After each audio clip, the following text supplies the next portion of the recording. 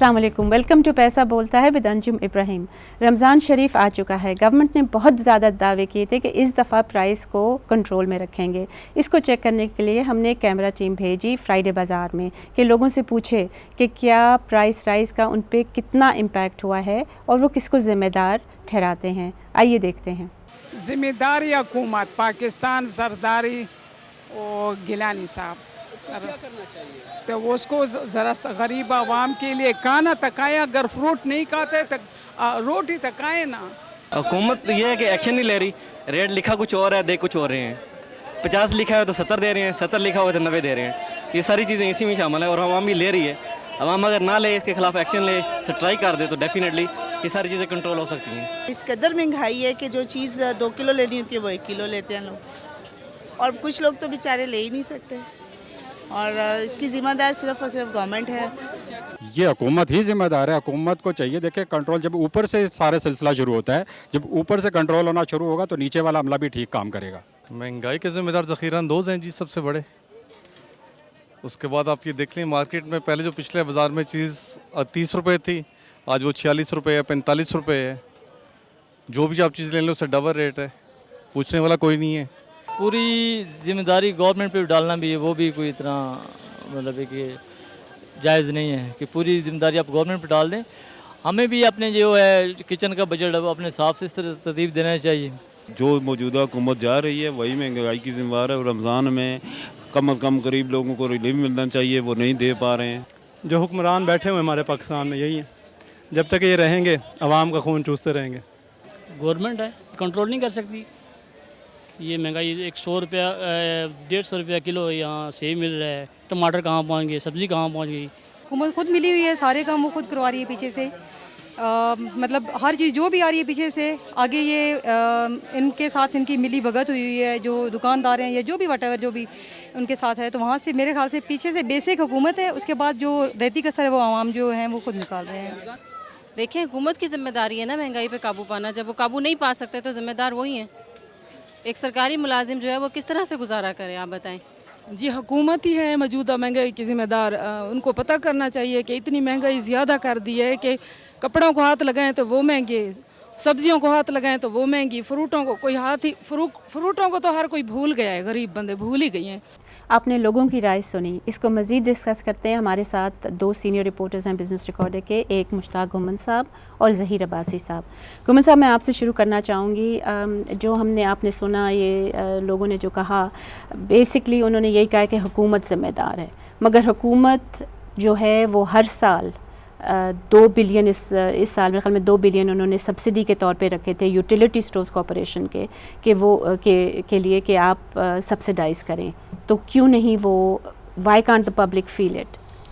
एक बात तो ये है कि यूटिलिटी स्टोर ने तो एक मखसूस किस्म की आइटम्स हैं जिन पर उन्होंने सब्सिडी दी हुई है, और उसमें उस हिसाब परसेंटेज से उसमें मतलब दालें हैं, घी है, बेसन है, खजूरें हैं, इस तरह की चीज़ें। फ्रूट और वेजिटेबल्स नहीं है। नो, मतलब फ्रूट और वेजिटेबल्स जो हैं वो तो यूटिलिटी स्टोर पे वो रखते ही नहीं है। तो उसके लिए वो उन पे तो जितना उन्होंने प्राइसेस वहाँ फिक्स की हुई है मिल रही है, लेकिन वहाँ भी अवेलेबिलिटी का मसला है कि और उनका मेयार जो है वो उसको भी देखना चाहिए, क्योंकि यानी कि दालों का मेयार और वो जो है वो पुअर क्वालिटी दे रहे हैं। वो मतलब उस क्वालिटी की नहीं होती जिस क्वालिटी के अगर आप बाजार जाके अच्छी थोड़ी सी बेहतर ज़्यादा पैसे दे के ले लें। इसकी क्या वजह है? उसकी वजह यह है कि वो एक करप्शन तो अपनी जगह पे होती है, लेकिन ये कि वो बल्क में लेते हैं और फिर वो जो है वो उसमें टेंडर नहीं करते, नेगोशिएट कर लेते हैं लोगों के साथ। टेंडर करें तो शायद उनको अच्छी चीज़ मिल जाए, बेहतर मिल जाए। ये यूटिलिटी स्टोर की भी मैं बात कर रहा हूँ। इस वक्त यही चल रहा है कि मतलब वो टेंडर नहीं कर रहे, अब वो नेगोशिएट करते हैं लोगों से, वहाँ से वो चीज़ें ले लेते हैं। अब उसका मेयार जो है वो उस तरह नहीं होता कि आप किसी कंपटीशन में जाएँ, एक 2 या 4 या 5 पार्टियाँ हैं, वो एक अच्छी क्वालिटी अगर ऑफ़र करती है कम रेट्स पे, तो अगर आप उससे ले लें, मगर उसमें ये नहीं एक और चीज़ जो कि यूटिलिटी स्टोर्स के बारे में आ रही है और काफ़ी मतलब पब्लिक हो रही है, वो ये है कि लोग यूटिलिटी स्टोर्स के जो एम्प्लॉईज़ हैं वो जी ख़रीद लेते हैं बल्क में चीज़, और फिर वो मार्केट में, जैसे शुगर का था कि जी वो ख़रीद के तो मार्केट में रेस्टोरेंट्स होटल्स को उनको बेच रहे हैं। वो देखिए वो तो एक पूरा समझिए तो corruption एक बंदा नहीं होता, उसमें तो एक पूरी एक चेन होती है। वो ख़रीदता यूटिलिटी स्टोर ही है, मगर वो शो ये करते हैं कि हमने कंज्यूमर्स को आगे इंडिविजुअली बेच दिया है, मगर वो उनके साथ मिले होते हैं। ज़ाहिर है उनको अगर किसी रेस्टोरेंट को दे रहे हैं, किसी अगर बेकरी को दे रहे हैं, तो उसमें उनको 5-7 रुपये पर किलो जो है ना उनको बचत हो जाती है, तो उनको भी मतलब जो ख़रीद रहे हैं उनको भी बचत होती है। लिहाजा ये तो एक पूरी चेन है। बल्कि कई ऐसे केसेस पिछले दिन में मेरे ख्याल में एक सिंध में भी पकड़ा गया था, उन्होंने जो थी चीनी किसी स्टोर वाले को दी हुई थी, वहाँ स्टोर पे जब छापा पड़ा तो वहाँ से वो निकली। Let me bring in Zaheer Abbasi साहब, ये मॉनिटरिंग का सिस्टम है, जैसे कि आपने देखा लोगों ने भी ये कहा कि ये गवर्नमेंट की रिस्पॉन्सिबिलिटी है कि प्राइसेस को मॉनिटर करे, और वो नहीं कर रही, ना बाज़ारों में कर रही है ना प्राइवेट सेक्टर में कर रही है। तो isn't there a consumer committee कोई यहाँ नहीं है जो कि उसको मॉनिटर कर सके, कंज्यूमर या गवर्नमेंट की बनाई हुई?